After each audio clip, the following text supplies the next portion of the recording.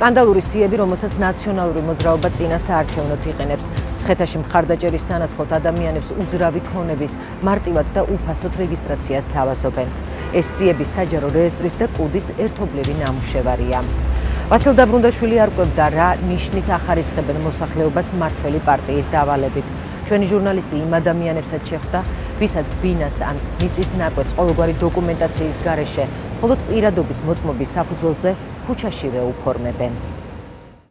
ციხისძირი, მინისტარის ქარხნის კორპუსი, სადაშვილი ლიადა, პოლიტიკური მხარდამჭერი, კუდბა არიცის.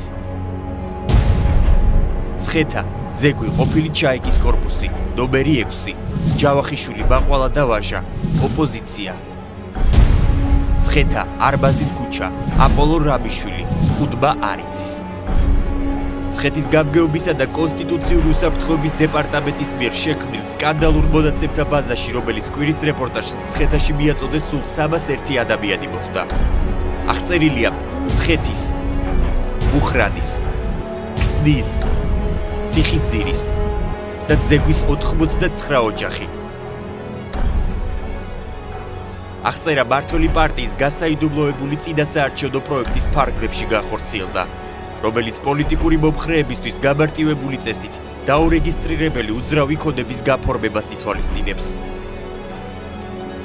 დადიან და იმაშვებიან, რა ქვია, პირადობის მოწმობის ნომრებს იწერენ და ეკითხებიან არაერთი სიტყვით ხალხს, ეხლა ზოგი ტყუილად ეუბნება, რომ ოპოზიცია ვარ და არის ოპოზიცია, ზოგი ეუბნება, რომ ოპოზიცია და არის პოზიცია. დაწერია. სკანდალური სიების მიხედვით ხელისუფლებას ყველაზე მეტი მოწინააღმდეგე და ნეიტრალურად განწყობილი ადამიანი სოფელ ძეგში, ყოფილი ჩაიკის კორპუსებში ჰყავს.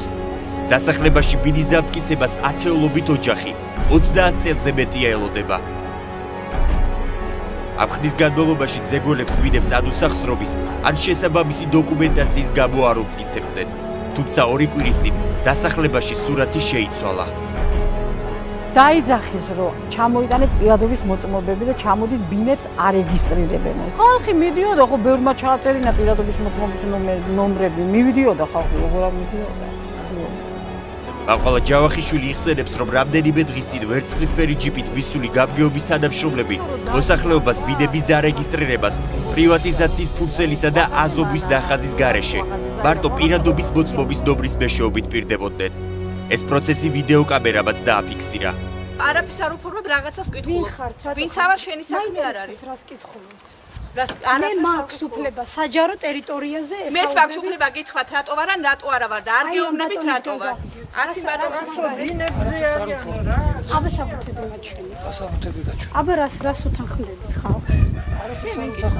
ჩამოვედი და რომ მივედი იმ ბიჭთან, მანქანით იყო მოსული და უთხარი, რომ შვილო მე უთხარი საბუთს არაფერს არ ამთხოვ, აზომით ახას არ ათხოვულო, პრივატიზაციის ფურცელს არ ათხოვულო და როგორ უნდა გამიფორმო ბინა მეთქი და გამოტრიალ და წამოვედი. არ პირადობის მოწმობით. პირადობის მოწმობასაც ხოვულობდნენ მეტი არაფერს საკაცო. გამგეობას მე რასაც ავთხოვ, ყველაფერ მისრულებენ, ცუდი როგორ ვთქვა. ამ ქალბატონმა საცხოვრებლის ერთი ნაწილი მცხეთის მუნიციპალიტეტის სოფელ მუხრაში რამდენიმე თვის წინ დაიმტკიცა. ირწმუნება, რომ მოშორებით მდებარე მეორე საცხოვრებელ ბინასაც, რომელიც რამდენიმე კვადრატული მეტრია, უახლოეს მომავალში დაუმტკიცებენ.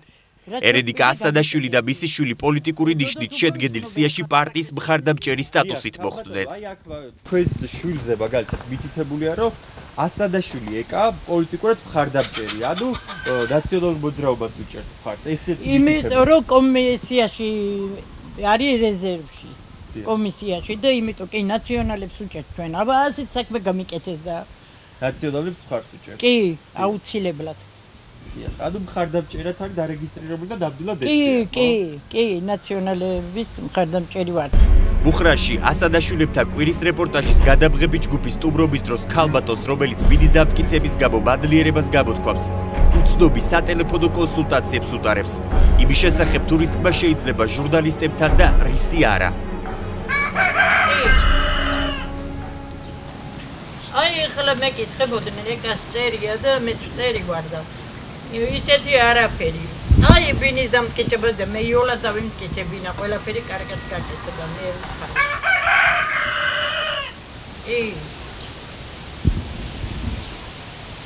ხო, კარგად.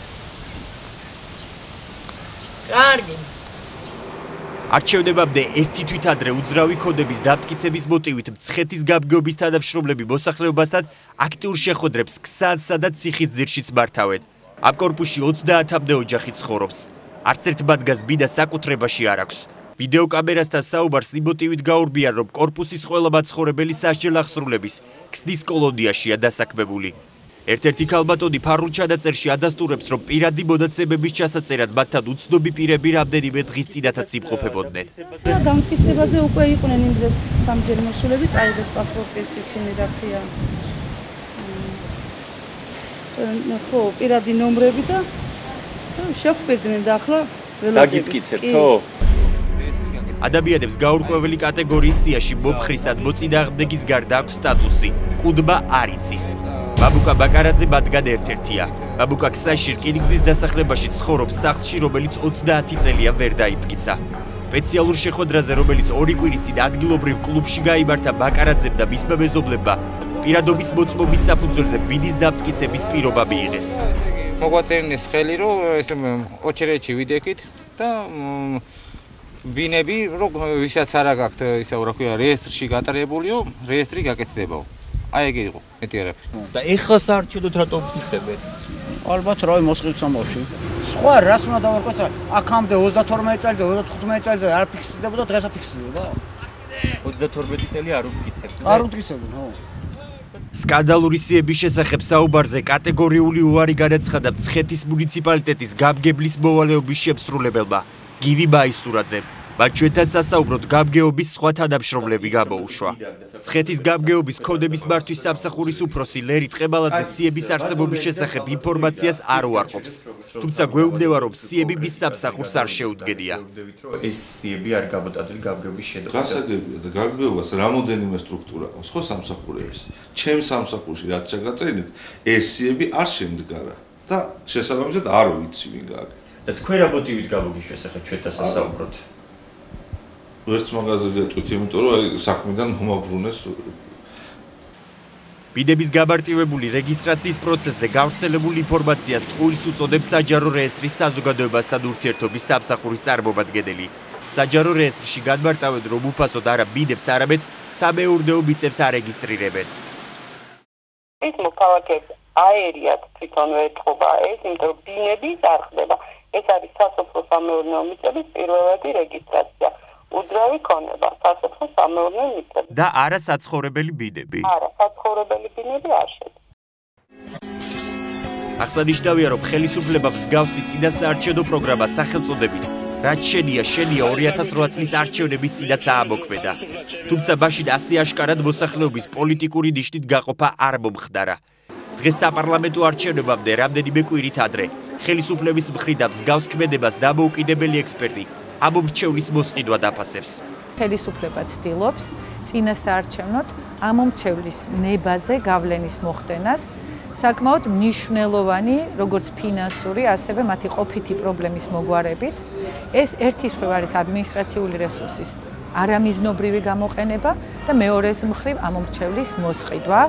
კეთილსინდისიერი ხელისუფლება ამგვარ კეთილშობილურ ღონისძიებას განახორციელებდა არჩევნებამდე როგორც მინიმუმ რამდენიმე თვის შემდგომ და შერჩევის კრიტერიუმებიც იქნებოდა სრულიად გამჭვირვალე და ეს პროცესი იქნებოდა საჯარო და ყველასთვის ხელმისაწვდომი.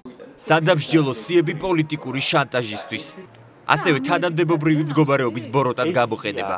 ასე აფასებს სამართლიანი არჩევნების ხელმძღვანელი მცხეთის გამგეობის შენობაში შემდგარ მონაცემებს. ნინო ლონჯარია ცალსახად ამბობს, რომ ასეთი სიების შედგენა დანაშაულია. ეს მონაცემები მათ არ უნდა ქონდეთ, იმიტომ რომ სამსახურებრივად მათ აი ამ ტიპის მონაცემებზე ხელი არ უნდა მიუწვდებოდეთ და არ უნდა ინტერესდებოდნენ და არ უნდა აგროვებდნენ მოქალაქეების პოლიტიკური სიმპათიების და ანტიპათიების შესახებ ინფორმაციას და არავინ არ იცის კიდევ თქვათ ეს თქვათ ინფორმაცია შემდეგ როგორ იქნება გამოყენებული. ჩვენ 6 თვეა უკვე ვაკეთებ წინასაარჩევნო გარემოს მონიტორინგს და ვხედავთ რომ პოლიტიკური ნიშნებით ადამიანების დევნას ეწოლა მუხარა და ასე შემდეგ ხდება. ჩვენი წყაროს ცნობით მსგავსი მონაცემები პოლიტიკური ნიშნით მცხეთის გარდა საქართველოს ყველა რეგიონში აქტიურად გროვდება. შემდეგ ეს მონაცემები თავს თბილისში საჯარო რეესტრში იყრის. ექსპერტების აზრით ეს ამომრჩევლის მასობრივი მოსყიდვაა. და ამ ფაქტით არა მარტო აუდიტის სამსახური, არამედ გენერალური პროკურატურაც უნდა დაინტერესდეს.